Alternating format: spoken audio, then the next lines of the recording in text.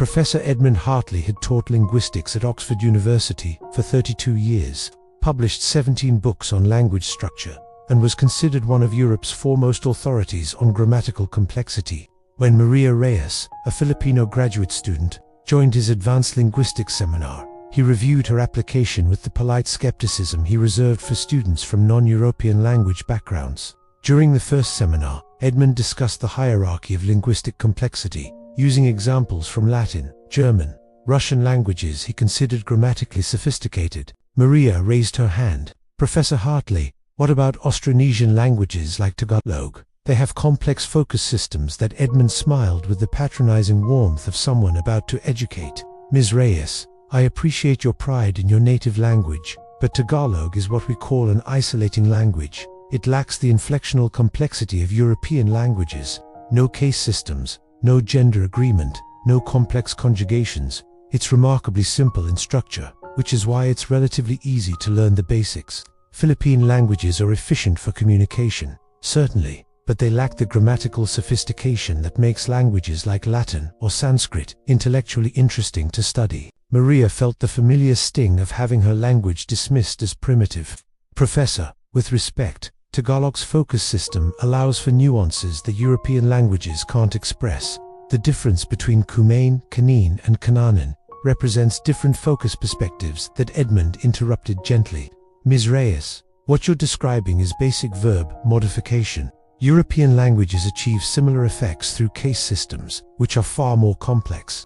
I've studied hundreds of languages. Philippine languages, while culturally valuable, are simply not grammatically complex by linguistic standards. They evolved for different communicative needs, directness and simplicity, rather than grammatical sophistication." Maria sat down, frustrated but not surprised. She'd heard this before from Western linguists, who evaluated languages based on European grammar models. What they didn't understand, Rowe refused to see, was that Tagalog's simplicity on the surface masked incredible complexity beneath. The focus system Edmund dismissed wasn't just basic verb modification. It was a sophisticated grammatical mechanism that allowed speakers to shift perspective and emphasis in ways European languages required entire sentence restructuring to achieve. But arguing further would be pointless. Edmund had decided Tagalog was simple, and 32 years of studying primarily European languages had reinforced that bias. For her thesis, Maria chose a topic that would challenge Edmund's assumptions: grammatical complexity in Tagalog focus systems. A comparative analysis. She spent 2 years documenting something. Western linguists had overlooked that Tagalog's focus system represented a type of grammatical complexity different from but equal to European inflectional systems.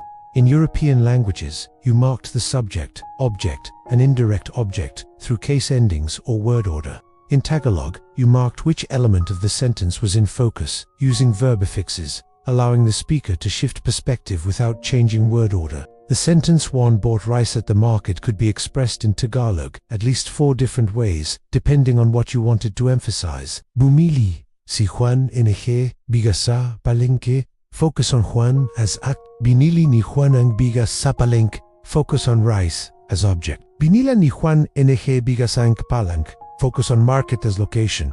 Ipinambili ni Juan ng bigas ang.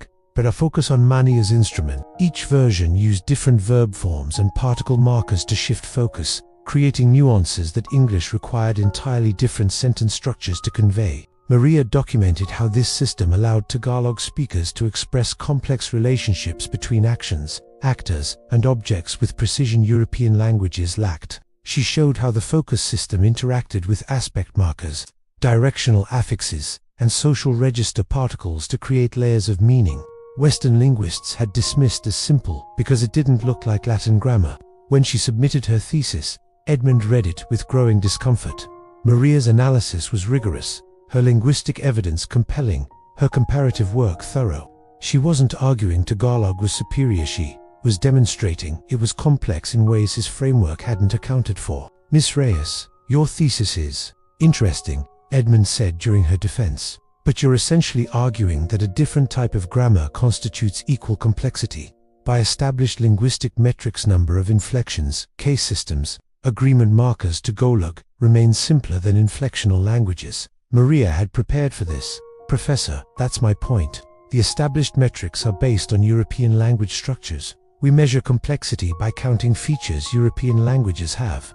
But what if complexity takes different forms? Tagalog's focus system requires speakers to constantly track and mark perspective in ways English speakers never think about. A Tagalog speaker choosing bumili versus pinili versus pinilihan is making complex grammatical decisions that encode information English expresses only through word order and emphasis sifidal. She pulled up comparative examples on the screen. In English, I gave the book to Maria and I gave Maria the book are different word orders expressing roughly the same thing. In Tagalog, binigyan ko ang libro si Maria versus I binigay ko ang libro kay Maria versus ipinamigay ko ang libro are different grammatical structures that shift focus and meaning in ways English can't efficiently express, which is more complex a language where word order carries meaning, or a language where verb morphology encodes perspective and focus. European metrics say the first is simple because it has fewer inflections, but cognitively, Tagalog speakers are processing more grammatical information with every sentence. The examination panel, which included visiting linguists from other universities, began asking detailed questions. As Maria answered, demonstrating deep understanding of both Philippine and European language structures, something shifted in the room. These weren't the answers of someone defending a simple language. These were sophisticated linguistic insights that challenged fundamental assumptions about how to measure grammatical complexity. One visiting professor from Cambridge asked, "Ms. Reyes, are you suggesting that Western linguistics has systematically underestimated the complexity of Philippine languages?" Maria chose her words carefully. "I'm suggesting that we've been measuring complexity using a ruler designed for European languages. When we apply that ruler to languages with different grammatical strategies, we mistakenly conclude they're simple. But if you designed a complexity metric based on Austronesian grammar counting focus markers, aspect markers, directional affixes, social register particles, suddenly languages like Latin look simple because they lack these features. Neither measure is objective. Both are biased toward the language family they're designed to measure."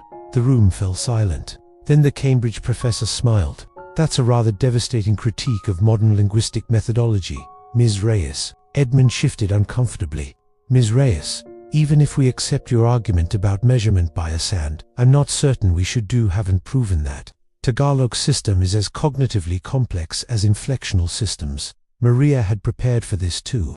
"Actually, Professor, I conducted cognitive processing experiments with Tagalog and English speakers.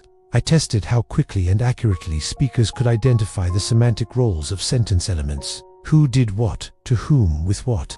Tagalog speakers performed significantly faster and more accurately because the focus system explicitly marks this information grammatically. English speakers had to rely on word order and context, leading to more errors and slower processing. The results suggest Tagalog's focus system may actually process semantic relationships more efficiently than English syntax. She pulled up the data. The results were clear in sentences with complex semantic relationships. Tagalog speakers had a measurable advantage in comprehension, speed, and accuracy. This suggests that far from being simple, Tagalog's grammar may be optimized for a different kind of complexity, tracking semantic relationships and perspective shifts that European languages handle less efficiently. The examination panel deliberated. Edmund argued for revisions, claiming the thesis was too polemical, but he was outvoted.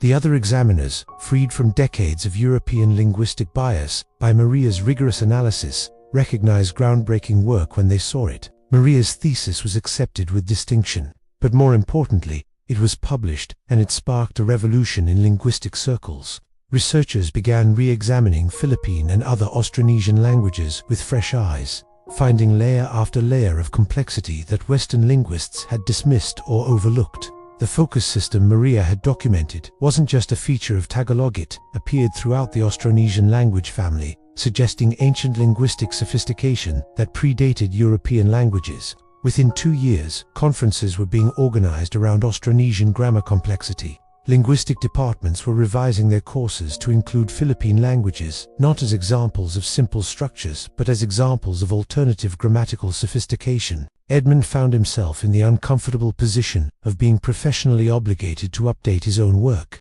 His next book included a chapter on Philippine focus systems, acknowledging that his previous dismissal had been based on measurement frameworks inadequately designed for European grammatical structures. He didn't quite apologize. But for an Oxford professor who'd spent 3 decades teaching that some languages were grammatically superior to others, it was as close as he could get.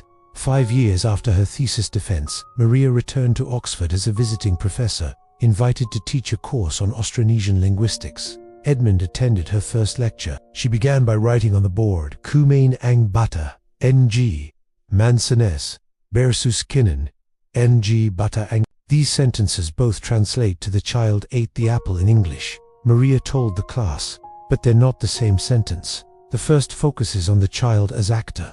The second focuses on the apple as the object affected. English has to use different sentence structures or emphasis to convey this distinction. Tagalog marks it grammatically in the verb. This is not simple. This is a sophisticated grammatical system that requires speakers to constantly make focus choices that English speakers never think about. She looked at Edmund in the back row. For decades, Western linguistics called this simple because it didn't look like Latin, but the simplicity was in our analysis, not in the language. After the lecture, Edmund approached her. "Ms. Reyes, or should I say Dr. Reyes? Now, I owe you an acknowledgement. I called Tagalog simple because I was measuring it with the wrong ruler. You showed me that the ruler itself was the problem." Maria smiled. "Professor Hartley, you taught me rigorous linguistic analysis. I just applied it to a language you hadn't studied deeply. Tagalog isn't better than English or Latin. It's different, and that difference is sophisticated in ways I needed years to document." The tragedy is how many Filipino students were told their language was simple, their grammar unsophisticated, because Western linguists couldn't see complexity that didn't match European patterns. Edmund nodded slowly. How many other languages have we dismissed? How many grammatical systems have we called primitive because they don't inflect nouns or conjugate verbs like Latin? Maria's smile widened. That's the question that should keep linguists awake at night. Professor, my guess hundreds, maybe thousands, all dismissed as simple because we built a theory of complexity based on one language family and assumed it applied universally. Today, Maria's work is cited in linguistic programs worldwide. Her thesis, "Grammatical Complexity in Tagalog Focus Systems," is required reading in modern linguistic methodology courses, and Philippine languages are now studied not as examples of simplicity, but as examples of alternative grammatical sophistication systems that achieve complexity through focus, aspect, and perspective marking rather than case inflection. Edmund retired 2 years ago, but he keeps a copy of Maria's thesis on his desk with a handwritten note to students who teach their professors. The Filipino scholar who showed me that simple often means, "I haven't understood it yet," and in linguistics departments, from Oxford to Manila, students now learn that grammatical complexity isn't measured by how much a language looks like Latin, it's measured by how efficiently and precisely a language allows speakers to express meaning. Sometimes the most complex languages are the ones that look simplest to those who haven't taken the time to truly understand them.